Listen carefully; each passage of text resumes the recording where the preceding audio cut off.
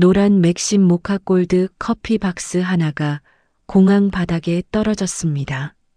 쏟아지는 커피 스틱 사이에서 저는 손을 멈출 수밖에 없었어요. 시어머니가 건네신 그 상자 안에 제가 전혀 몰랐던 것이 숨어 있었습니다. 20회를 버텼습니다. 말 한마디 없이 묻지도 않고 그냥 밥을 지었어요. 그 긴 시간 끝에 받은 것이 고작 커피 박스 하나였을까요? 아니면 시어머니는 처음부터 알고 계셨던 걸까요? 오늘 이 사연 끝까지 들어보시면 압니다. 마지막 챕터에서 많은 분들이 눈물을 흘리셨다고 하더군요. 영상이 도움이 되셨다면 구독과 좋아요 꼭 눌러주세요. 여러분의 응원이 이 채널을 계속 이어가는 힘이 됩니다. 인천공항 출국장은 넓고 환한 곳이었어요. 천장 가득 들어선 흰 조명이 반질반질한 바닥을 고르게 비추고 있었고 그 위로 수십 개의 캐리어 바퀴 소리가 쉼없이 이어졌습니다. 어디선가 안내 방송이 흘러나왔고 멀리서 아이 우는 소리도 들려왔어요. 오는 사람, 떠나는 사람, 배웅하는 사람. 모두 각자의 이유를 품고 이 자리에 서 있었습니다. 저는 그 한가운데 멈춰 서 있었어요. 두 팔 사이에는 노란 모카 골드 커피 박스 하나가 안겨 있었습니다. 우체국 택배 상자보다 조금 작은 크기였지만 들어보면 생각보다 묵직했어요. 상자 겉면은 테이프로 단단히 봉해져 있었고 손잡이가 없어서 양팔로 꼭 안아야 했습니다. 20회 만에 친정으로 가는 길이었어요. 태국을 떠난 것이 정확히 20회 전이었습니다. 그 사이에 한 번도 돌아가지 않았어요. 아니, 돌아가겠다는 생각 자체를 하지 않았다는 쪽이 더 맞겠지요. 생각을 시작하면 마음이 흔들릴 것 같았고, 마음이 흔들리면 버티기가 어려워질 것 같았으니까요. 어제 아침 시어머니는 부엌 식탁에 앉아 이 상자를 저에게 밀어주셨어요. 가서 열어보거라. 그게 전부였습니다. 왜 지금 친정에 가라는 것인지, 왜 이 상자를 주는 것인지, 그 안에 무엇이 들어있는지 아무것도 말씀하지 않으셨어요. 저도 묻지 않았습니다. 무언가를 여쭤보는 습관은 오래전에 제 안에서 조용히 사라져 있었으니까요. 저는 출국장 벤치에 자리를 잡고 앉았어요. 상자를 무릎 위에 올려놓고 손바닥으로 천천히 표면을 쓸어보았습니다. 노란 종이 겉면이 매끄럽게 손밑으로 지나갔어요. 커피 향이 옅게 났습니다. 아니면 그건 커피 상자니까 커피 냄새가 날 거라고 제 코가 먼저 느낀 것인지도 모르겠어요. 그 안에는 무엇이 들어 있을까요? 탑승 시간이 다가오고 있었습니다. 저는 상자를 다시 안아들고 일어섰어요. 캐리어를 끌며 게이트 쪽으로 걷기 시작했습니다. 사람들이 좌우로 바쁘게 지나쳤어요. 그때였습니다. 조금 좁은 통로를 지나치면서 저도 모르게 팔에 힘이 풀렸어요. 손이 살짝 미끄러졌습니다. 상자가 기울어지더니 그대로 제 팔에서 빠져나갔어요. 바닥에 부딪히는 소리가 짧고 둔하게 울렸습니다. 뚜껑 한쪽이 벌어지면서 노란 커피 스틱 봉지들이 와르르 쏟아졌어요. 저는 얼른 허리를 숙여 커피 스틱들을 주워 담기 시작했습니다. 손이 바닥을 훑었어요. 봉지 하나, 또 하나. 상자 안으로 밀어 넣었습니다. 그러다가 손끝이 무언가 다른 것에 닿았어요. 부드럽고 두툼한 감촉이었습니다. 종이 봉투였어요. 커피 스틱들 사이에서 상자 바닥에 납작하게 눌려있던 봉투 하나가 드러나 있었습니다. 겉면은 아무 표시 없이 깨끗했고 봉해진 채 그대로 있었어요. 저는 손을 멈추었습니다. 공항 안의 소음이 갑자기 멀어지는 것 같았어요. 사람들의 발소리도, 안내방송도, 캐리어 바퀴 소리도 전부 어디론가 물러나는 것 같았습니다. 이 상자 안에는 제가 전혀 몰랐던 것이 들어 있었어요. 저는 천천히 그 봉투를 손에 쥐었습니다. 20해 전, 저는 21살이었습니다. 태국의 작은 마을에서 나고 자랐어요. 농과 작은 시장 사이에 자리한 곳이었습니다. 우기가 되면 길이 진창이 되었고 건기에는 흙먼지가 자욱하게 일어났어요. 집은 크지 않았습니다. 방 2개, 부엌 하나, 작은 마당. 그게 우리 집의 전부였어요. 아버지는 제가 어릴 때 돌아가셨습니다. 어머니는 혼자 우리를 키우셨어요. 마을 어귀에서 작은 식당을 했습니다. 아침부터 국수를 삶고 손님들이 다 빠져나가면 오후 늦게야 자리에 앉으셨지요. 쉬는 날이 없었어요. 그래도 어머니는 크게 힘들다는 말을 하지 않으셨습니다. 어머니는 가끔 이런 말씀을 하셨어요. 어디서 살든 사람답게 살아라. 그 말이 무엇을 뜻하는지 그때는 잘 몰랐습니다. 하지만 나중에 한국에 와서 세월이 쌓인 뒤에야 저는 그 말의 무게를 조금씩 알게 되었어요. 남편은 태국에서 일을 하던 사람이었습니다. 건설 관련 일로 몇 달씩 머무르다가 마을 근처 현장에도 나왔었지요. 처음 본 건 시장 근처였어요. 어머니 심부름으로 재료를 사러 나갔다가 길을 묻는 그 사람을 만났습니다. 한국 사람이었고 태국어를 거의 못했어요. 저도 한국어를 전혀 몰랐지만 손짓 발짓으로 길을 알려주었지요. 그게 시작이었습니다. 그 뒤로 몇 번 더 마주쳤어요. 그는 늘 소탈하게 웃었습니다. 말은 통하지 않았지만 어딘가 편안한 사람이었어요. 그가 한국으로 함께 가자고 했을 때 저는 오래 고민하지 않았습니다. 어머니는 처음에 반대하셨어요. 말도 통하지 않는 나라에 혼자 가면 어떻게 하느냐고 하셨지요. 하지만 결국 더 이상 말씀하지 않으셨어요. 어머니도 아셨던 것 같습니다. 제가 이미 결심을 했다는 것을요. 그렇게 저는 한국으로 왔습니다. 비행기에서 내려 공항에 발을 디뎠을 때 제가 처음 느낀 것은 공기였어요. 건조하고 조금 서늘했습니다. 공항 안은 크고 복잡했고 한국어 간판들이 사방에 가득했어요. 글자 모양은 알 수 없었고 방송도 뜻을 모른 채 귓속을 지나갔습니다. 남편은 손을 잡아주었어요. 그게 다소 위안이 되었습니다. 시어머니 댁은 지방의 작은 도시에 있었어요. 아파트였는데 태국의 우리 집과는 모든 것이 달랐습니다. 신발을 벗고 들어가는 것, 바닥이 따뜻한 것, 부엌 구조도 달랐고 사용하는 그릇도 낯설었어요. 시어머니는 그날 제가 들어서는 것을 문 앞에서 바라보셨습니다. 키가 크지 않은 분이셨는데 눈빛이 조용했어요. 저를 위아래로 한번 살피시더니 말씀하셨습니다. 멀리서 왔구나. 그 말은 짧았어요. 하지만 저는 그 안에 여러 겹의 뜻이 담겨 있다는 것을 느꼈습니다. 환영인지 관찰인지 아니면 또 다른 무언가인지 저는 고개를 숙였어요. 그게 제가 할 수 있는 전부였으니까요. 그날 밤 저는 좁은 이불 속에서 눈을 뜨고 있었습니다. 천장을 바라보면서 어머니가 하셨던 말을 떠올렸어요.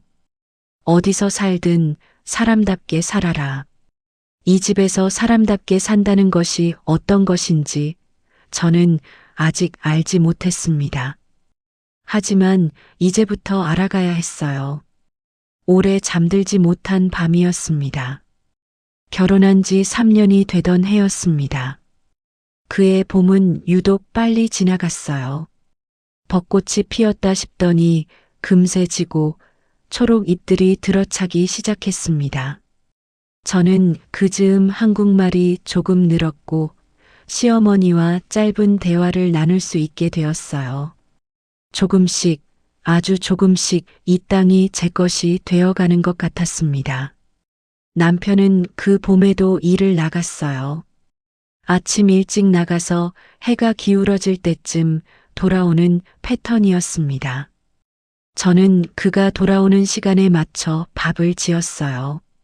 시어머니와 셋이 먹는 저녁 식사가 하루의 중심 같은 것이었습니다. 그날도 저는 부엌에 있었어요. 쌀을 씻어 밥솥에 넣고 된장국을 끓이고 있었습니다. 시어머니는 방에서 텔레비전을 보고 계셨어요. 평범한 저녁이었습니다. 전화가 울린 건 그때였어요. 남편 직장 동료라고 했습니다. 목소리가 이상하게 떨렸어요. 한국말을 빠르게 하는 편이라 저는 전부 알아듣지는 못했습니다. 하지만 병원이라는 말은 들렸어요. 빨리 오세요라는 말도요. 저는 국 냄비 불을 끄고 앞치마를 벗었습니다. 손이 조금 떨렸는데 왜 떨리는지 그때는 몰랐어요. 그냥 몸이 먼저 알고 있었던 것 같습니다. 병원에 도착했을 때 남편은 이미 수술실에 들어가 있었어요. 출근길에 교차로에서 사고가 났다고 했습니다. 차가 크게 부서졌다고요. 저는 하얀 복도 의자에 앉아 있었습니다. 시어머니는 조금 늦게 오셨어요. 오시자마자 수술실 앞을 한참 바라보셨습니다. 아무 말씀이 없었어요. 저도 아무 말이 없었습니다. 우리 두 사람은 나란히 앉아서 기다렸어요. 밤이 깊어졌습니다. 그리고 의사가 나왔어요. 그날 밤 남편은 돌아오지 않았습니다. 저는 한동안 아무것도 하지 못했어요. 말이 나오지 않았습니다. 한국어도 태국어도 아무 말도 제 입에서 나오지 않았어요.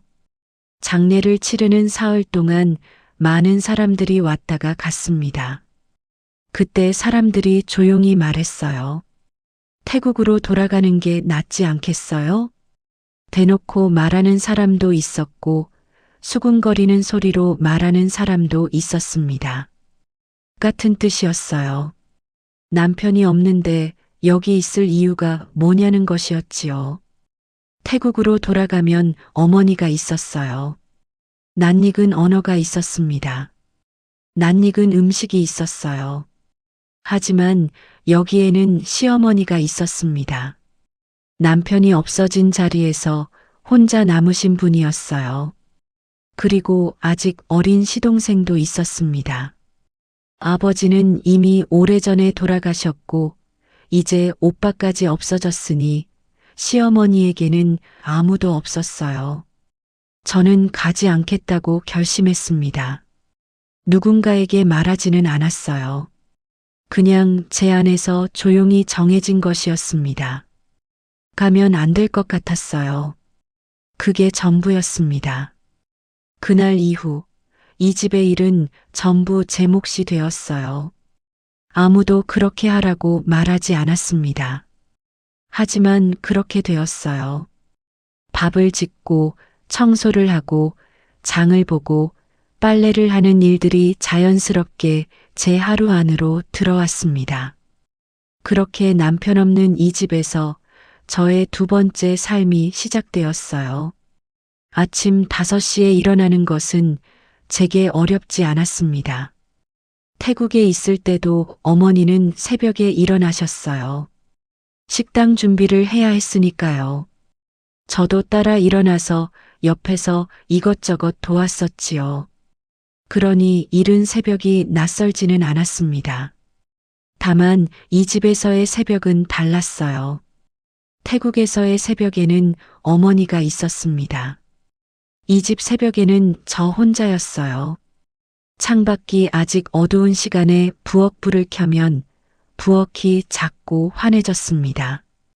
냉장고 문을 열어 재료를 확인하고 쌀을 씻어 밥솥에 올리고 국거리를 다듬기 시작했어요. 시어머니는 된장국을 좋아하셨어요. 시동생은 미역국을 좋아했고요. 처음에는 간이 맞지 않을 때가 많았습니다. 시어머니는 말씀하지 않으셨어요. 하지만 몇 숟갈 드시다가 수저를 내려놓으시는 걸 보면 알 수 있었습니다. 저는 그 다음날 다시 시도했어요. 된장량을 조금 더 넣어보기도 하고 끓이는 시간을 달리해 보기도 했습니다. 누가 가르쳐주는 사람은 없었어요. 그냥 보고 조정하고 반복했습니다. 그렇게 몇 달이 지나자 간이 맞기 시작했어요. 시어머니가 국을 한 번 더 드시는 날이 생겼습니다. 그것이 칭찬이었는지 아닌지는 모르겠어요. 하지만 저는 그것을 칭찬으로 받아들이기로 했습니다. 빨래는 일주일에 3번 했어요. 이 집에는 세탁기가 있었습니다. 세탁기 사용법을 익히는데도 시간이 걸렸어요. 버튼이 여러 개였고 한국어로 적혀 있었으니까요. 시동생에게 한번 물어봤다가 그것도 몰라요? 라는 말을 듣고는 그 뒤로는 혼자 해결했습니다. 설명서를 꺼내 그림만 보면서 이해했어요. 아무도 없는 부엌에서 혼자 설명서를 펼쳐놓고 버튼을 눌러보던 그 시간이 지금 생각하면 이 집살이의 첫 번째 공부였던 것 같습니다. 시동생은 나쁜 아이가 아니었어요. 다만 어렸습니다. 오빠를 잃은 충격이 있었고 그 충격을 어떻게 표현해야 할지 모르는 나이였지요. 가끔 퉁명스럽게 굴었지만 저는 도시락을 쌌습니다. 빠지지 않고요. 반찬은 4가지를 맞추려 했어요. 김치는 시어머니가 담가 두신 게 있었고 나머지 3가지를 제가 만들었습니다. 계란말이, 멸치볶음, 그리고 계절에 따라 달라지는 반찬 하나. 처음에는 양념이 어색했어요. 조선간장과 국간장의 차이도 처음에는 몰랐으니까요. 집안 청소는 오전 중에 마쳤습니다. 마루를 쓸고 닦고 화장실을 청소하고 창틀을 닦는 것까지요. 시어머니는 깔끔한 분이셨어요. 먼지가 쌓이거나 구석이 지저분해지면 말씀은 안 하셨지만 그 자리에 오래 서 계셨습니다. 저는 그 시선을 느끼면 얼른 청소 도구를 가져왔어요. 말보다 행동이 앞선 소통이었지요. 그렇게 하루하루가 쌓이면서 저는 이 집의 구석구석을 익혀갔습니다. 어느 날 시동생이 내려오더니 밥상을 보고 말했어요. 형수, 미역국이요? 대학 가는 날이잖아요. 그는 잠깐 멈췄다가 수저를 들었습니다. 말은 없었어요. 하지만 도시락을 챙기면서 제 눈을 한번 보았습니다. 짧은 눈맞춤이었지만 저는 그걸 기억해요. 시어머니는 그날 아침 뒤에서 그 장면을 보고 계셨어요. 말씀은 하지 않으셨습니다. 부엌으로 들어가셨어요. 저도 아무 말하지 않았습니다. 그렇게 이 집에서 또 하루가 쌓여갔어요. 마을은 크지 않았습니다. 걸어서 한 바퀴를 돌 수 있을 만큼의 크기였어요. 슈퍼마켓, 약국, 미용실, 작은 식당 2개. 그게 이 마을의 전부였습니다. 주민들은 대부분 오래 살아온 사람들이라 서로 얼굴을 알았어요. 낯선 사람이 눈에 띄기 쉬운 곳이었습니다. 저는 처음부터 눈에 띄었어요. 외모가 다르다는 것은 어쩔 수 없었습니다. 피부 색깔, 눈의 모양. 마을에서는 저를 볼 때마다 시선이 잠깐씩 머물렀어요. 빤히 보는 건 아니었지만 시선이 잠깐 붙었다가 떨어지는 느낌을 저는 금방 알아차렸습니다. 태국 며느리라는 말은 이름 대신 쓰였어요. 슈퍼 앞에서도 마을 회관 앞에서도 들렸습니다. 아, 태국 며느리구나. 말 자체는 나쁘지 않았어요. 하지만 이름 대신 국적이 먼저 불린다는 것이 어떤 느낌인지 오래 겪어보지 않으면 모르겠지요. 저는 그 말을 들을 때마다 잠깐 멈칫했습니다. 그래도 웃었어요. 고개를 끄덕였습니다. 그게 제가 할 수 있는 것이었어요. 마을 아주머니들은 가끔 시어머니 댁 앞에 모였어요. 저는 그 자리에 끼지 못했습니다. 한국말을 다 알아들을 수 없었고 제가 자리에 앉으면 이야기의 흐름이 달라진다는 걸 느꼈으니까요. 그 대신 저는 안에서 들었습니다. 부엌 창문이 조금 열려 있으면 바깥 이야기가 드문드문 들어왔어요. 그 며느리 가엾기도 하지. 외국 사람이 혼자 어떻게 살아? 그래도 집안일은 잘 한다더만. 저는 손을 멈추지 않았습니다. 채소를 씻고 있었으면 계속 씻었어요. 손은 멈추지 않으면서 귀는 열려 있었습니다. 가엾다는 말이 마음에 걸렸어요. 불쌍하다는 뜻이었겠지요. 그런데 그 말을 들을 때마다 위에서 내려다보면서 안타까워하는 말이라는 생각이 들었습니다. 저는 그 시선이 불편했어요. 하지만 이 느낌을 누구에게 말할 수 있는 것도 아니었지요. 마을 어기 식당 아주머니는 가끔 저에게 말을 걸었습니다. 힘들지? 혼자 다 하잖아. 괜찮아요. 태국 음식이 먹고 싶을 텐데. 가끔 생각나기는 해요. 그 아주머니는 따뜻한 사람이었어요. 악의 없이 묻는 말이라는 걸 알았습니다. 그래서 저도 솔직하게 대답할 수 있었지요. 태국 음식은 가끔 생각이 났어요. 쏨땀 냄새, 카오판 냄새. 어머니 식당에서 나던 향신료 냄새. 그 냄새들이 불현듯 코끝에서 느껴지는 것 같을 때가 있었습니다. 진짜 냄새가 아니라 기억이었겠지만요. 저는 그럴 때마다 하던 일을 조금 더 천천히 했어요. 어느 해 추석에 시누이가 왔습니다.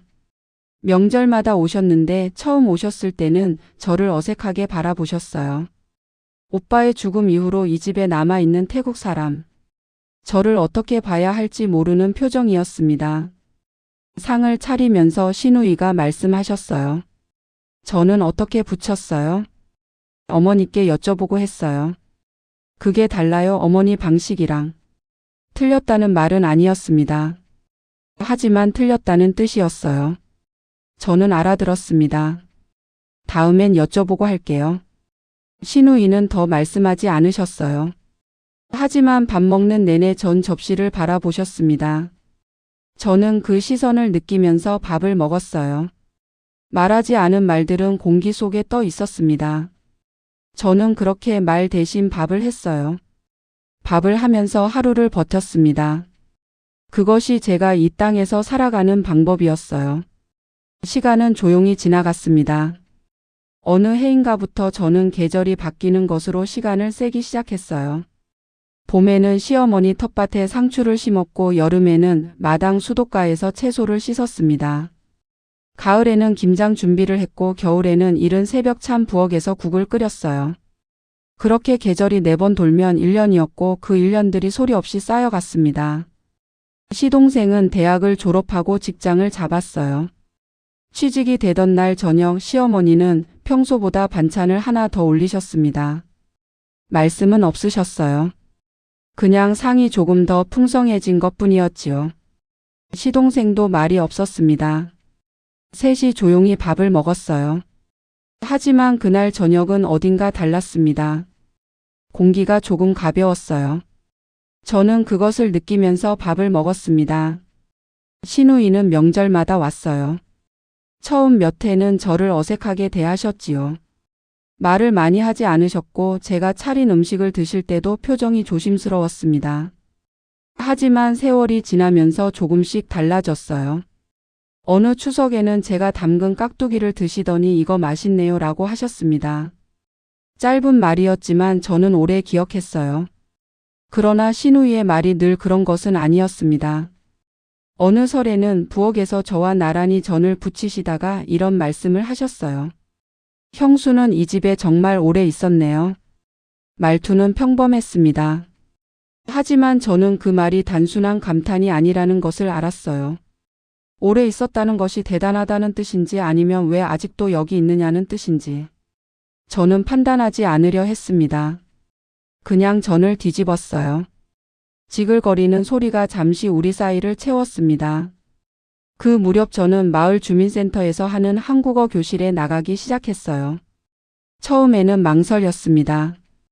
이미 오래 살았으니 한국말을 못하는 것도 아니었고 새삼스럽게 교실에 앉는 것이 어색하기도 했어요. 하지만 읽고 쓰는 것은 여전히 서툴렀습니다. 아이들 알림장을 읽을 수 없다는 것이 어느 날 갑자기 부끄럽게 느껴졌어요. 아이가 있는 것도 아닌데 그런 생각이 든 것이 스스로도 이상했습니다. 교실에는 저 같은 사람들이 있었어요. 다른 나라에서 시집 온 여성들이었습니다. 베트남, 중국, 필리핀. 서로 말은 달랐지만 앉아있는 모습은 비슷했어요. 조금 긴장한 표정, 연필을 꼭 쥔 손, 받아쓰기를 틀릴 때 얼굴이 조금 붉어지는 것. 저는 그 사람들을 보면서 이상하게 마음이 놓였습니다. 여기서는 제가 특별히 이상한 사람이 아니었으니까요. 시어머니는 제가 교실에 나가는 것을 아셨어요. 뭐라고 하지는 않으셨습니다. 하지만 어느 날 아침 제가 가방을 챙기는 것을 보시더니 이렇게 말씀하셨어요. 갔다 와서 밥은 먹어야지. 그게 전부였습니다. 저는 네 하고 대답하고 나갔어요. 그 말이 응원인지 확인인지는 몰랐습니다.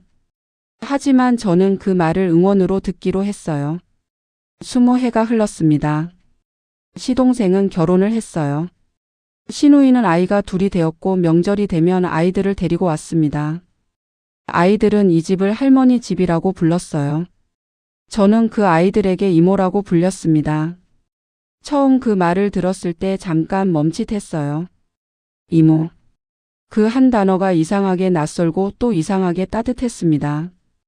그리고 어느 날 시어머니가 말씀하셨어요. 친정 다녀와라. 저는 그 말을 듣고 잠시 아무 말도 하지 못했습니다. 20해 동안 처음 들은 말이었어요. 단 한 번도 친정 이야기를 꺼내신 적이 없으셨는데 갑자기 그 말씀을 하신 것이었지요. 저는 시어머니의 얼굴을 바라보았습니다. 시어머니는 창밖을 보고 계셨어요. 표정은 읽을 수 없었습니다. 저는 그냥 네 하고 대답했어요. 그 말 한마디가 20해 만에 저에게 돌아온 무언가 같았습니다. 떠나는 날 아침은 여느 날과 다르지 않았습니다. 저는 여전히 5시에 일어났어요. 습관이란 것은 여행 가는 날이라고 해서 달라지지 않더군요. 부엌 불을 켜고 쌀을 씻고 국을 올렸습니다. 시어머니의 아침은 챙겨드려야 했으니까요. 오늘 제가 없어도 저녁은 어떻게 하실지 걱정이 됐지만 그 말은 꺼내지 않았어요. 아침상을 차려드리고 설거지를 마쳤습니다. 짐은 어제 미리 싸두었어요. 작은 캐리어 하나였습니다. 태국에 있는 어머니께 드릴 것들을 넣었어요. 홍삼 몇 박스, 김 한 묶음, 그리고 어머니가 좋아하실 것 같은 핸드크림 2개. 많지 않았지만 고르면서 오래 생각했습니다. 시어머니는 제가 짐을 끌고 나오는 것을 보고 계셨어요. 부엌 문 앞에 서 계셨습니다. 손에는 노란 박스가 들려 있었어요. 모카골드 커피 박스였습니다. 마트에서 흔히 볼 수 있는 노란 바탕에 커피 그림이 그려진 그 박스요. 테이프로 꼼꼼하게 봉해져 있었어요. 이거 가져가거라. 저는 박스를 받아 들었습니다. 무게가 느껴졌어요. 커피 스틱이 가득 든 것 치고는 조금 묵직한 것 같기도 했지만 그냥 그런가 보다 했습니다. 왜 가져가는지는 묻지 않았어요. 가서 열어보거라. 그 말만 하셨습니다. 저는 알겠다고 하고 돌아섰어요. 현관에서 신발을 신으면서 뒤를 한번 돌아보았습니다. 시어머니는 여전히 부엌 문 앞에 서 계셨어요. 저를 보고 계셨는데 눈이 마주치자 시선을 창 쪽으로 돌리셨습니다. 저는 문을 닫고 나왔어요. 버스 정류장까지 걸어가는 길은 익숙했습니다. 20해 동안 수백 번은 걸었던 길이었어요. 이른 아침이라 골목은 조용했습니다. 낙엽이 몇 장 바닥에 붙어 있었어요. 저는 캐리어를 끌고 박스를 안고 그 길을 걸었습니다. 마을 어귀 슈퍼 앞을 지나칠 때 안에서 아주머니가 나오셨어요. 너 어디 가요? 친정에 좀 다녀오려고요. 태국이요? 오랜만이겠네. 네, 20해 만이에요. 아주머니가 눈을 동그랗게 뜨셨습니다. 20해? 그렇게 됐어요? 저는 웃으며 고개를 끄덕였어요. 아주머니는 잘 다녀와요 하시고 안으로 들어가셨습니다. 짧은 대화였지만 그 말이 따뜻하게 남았어요.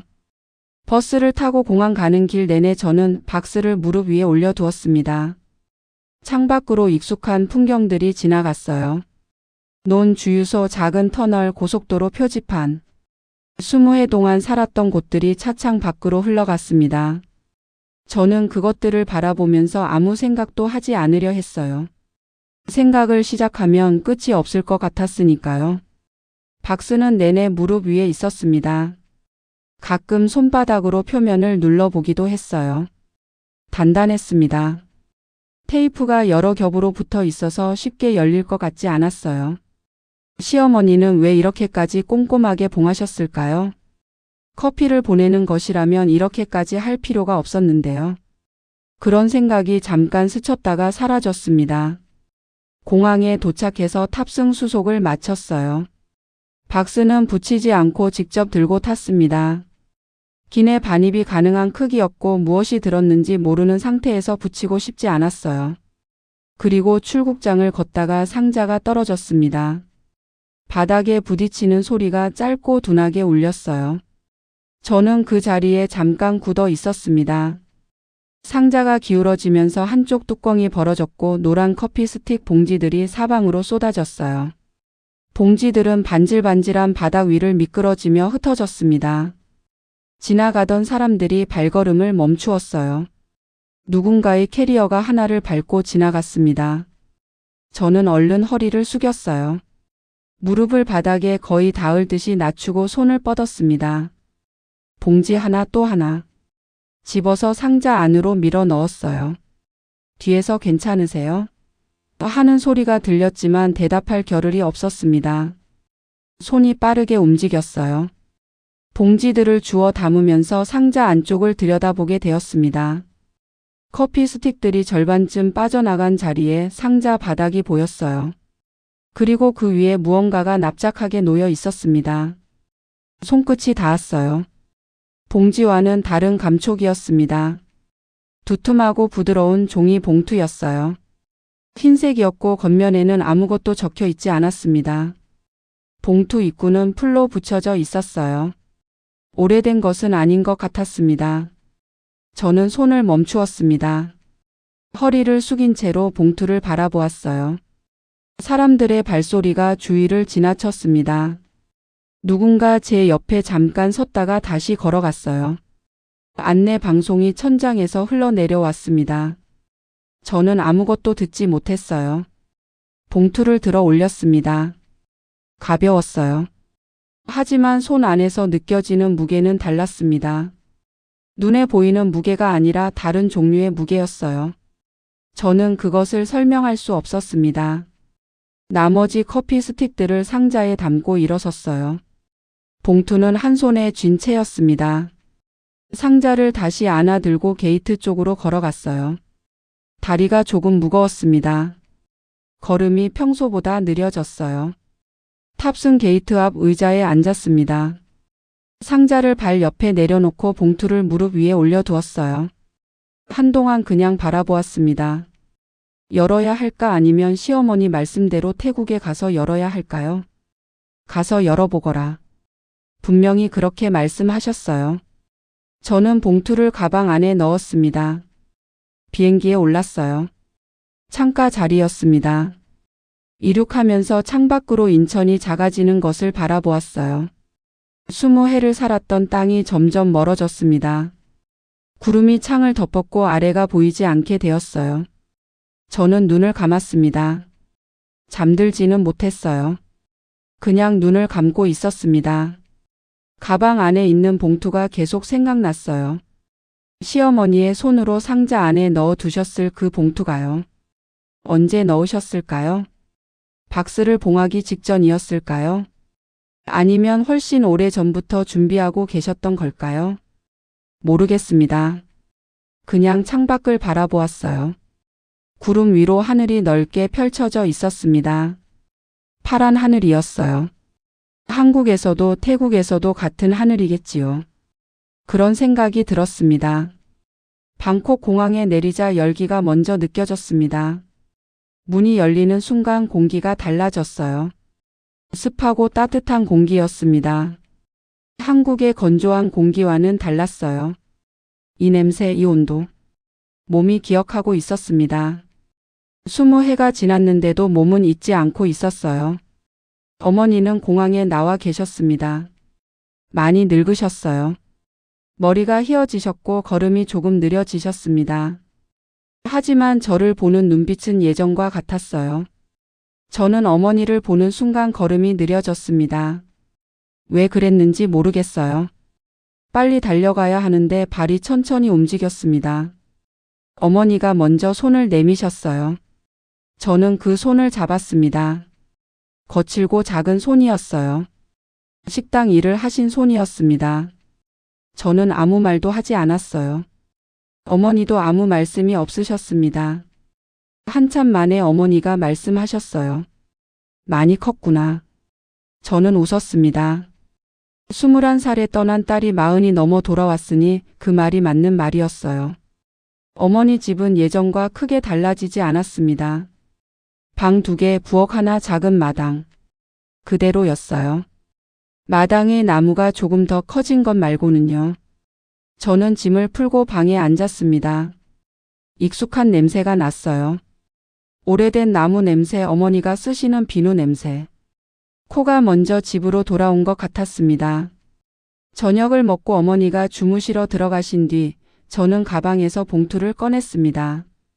한국에서 가져온 그 봉투였어요. 방 불을 켜고 무릎 위에 올려두었습니다. 손가락이 봉투 끝을 잡았어요. 조심스럽게 뜯었습니다. 안에는 2가지가 들어 있었어요. 통장 하나 그리고 편지 1장. 통장을 먼저 들었습니다. 표지에 제 이름이 적혀 있었어요. 한국어로 쓰인 제 이름이었습니다. 손이 조금 떨렸어요. 통장을 펼쳤습니다. 잔액 페이지가 나왔어요. 숫자들이 줄을 지어 있었습니다. 저는 천천히 그 숫자를 읽었어요. 숨이 멎는 것 같았습니다. 적지 않은 돈이었어요. 아니, 생각지도 못한 금액이었습니다. 저는 숫자를 다시 읽었어요. 틀리지 않았습니다.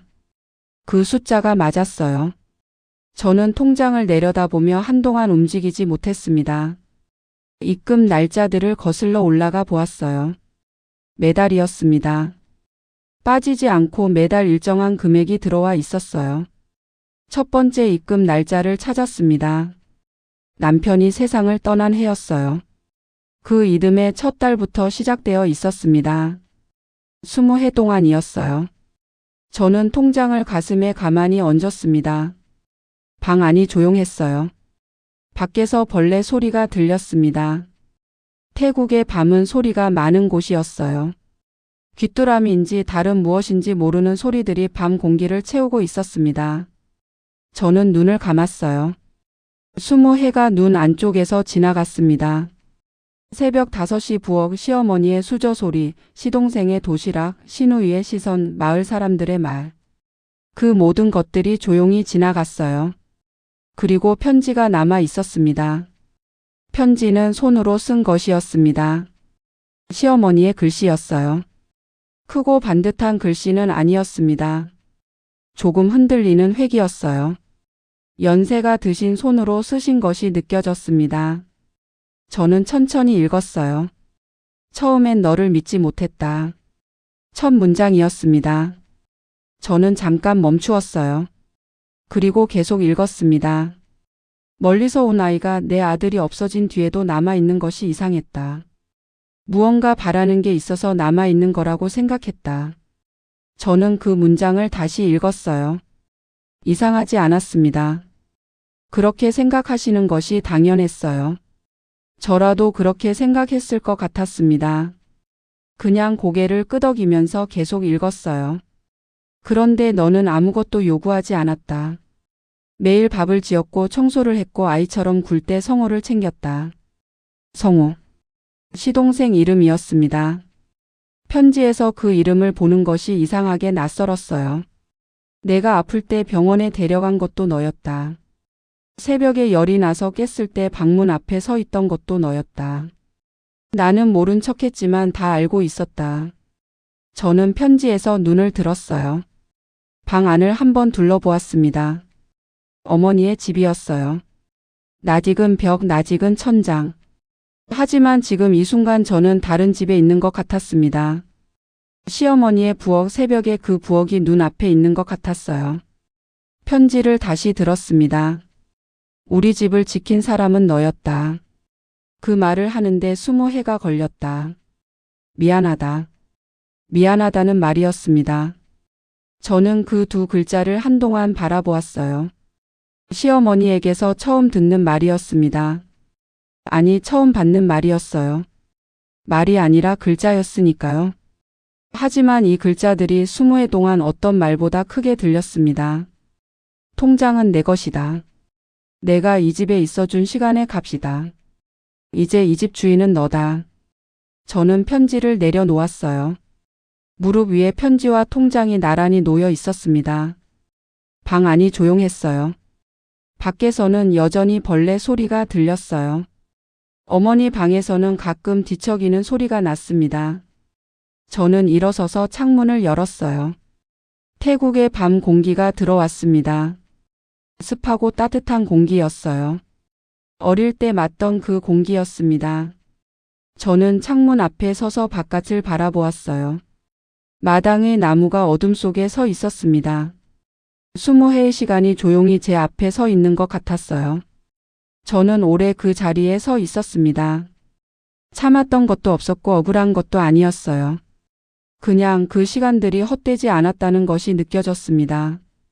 말없이 지어 올린 밥들, 혼자 익힌 세탁기 버튼, 신우이의 시선을 받으며 뒤집던 전, 새벽 부엌의 된장국 냄새. 그것들이 전부 여기로 이어져 있었어요. 어머니가 말씀하셨지요. 어디서 살든 사람답게 살아라. 저는 그 말대로 살았는지 모르겠습니다. 하지만 제가 할 수 있는 것들을 했어요. 매일 조용히 포기하지 않고요. 그것으로 충분했습니다. 창밖에 별이 몇 개 보였어요. 저는 천천히 창문을 닫았습니다. 그리고 편지를 접어 통장 안에 넣었어요. 가방 깊은 곳에 넣고 지퍼를 닫았습니다. 내일은 어머니와 오래 이야기를 나눌 것 같았어요. 20해 동안 못 나눈 이야기들을요. 20해 동안 말 한마디 없이 밥을 지어 온 여자의 이야기 끝까지 함께 해주셔서 감사합니다. 혹시 주변에 이런 분이 계신가요? 아니면 이 사연이 나의 이야기 같다고 느끼신 분도 계실 것 같아요. 댓글에 여러분의 이야기를 남겨주세요. 짧은 한 줄이라도 괜찮습니다. 이 영상이 마음에 닿으셨다면 좋아요 한번 그리고 구독 버튼도 눌러주시면 정말 감사하겠습니다. 여러분의 구독과 좋아요가 이런 사연들을 계속 전할 수 있는 힘이 됩니다. 다음 영상에서 또 따뜻한 이야기로 찾아올게요.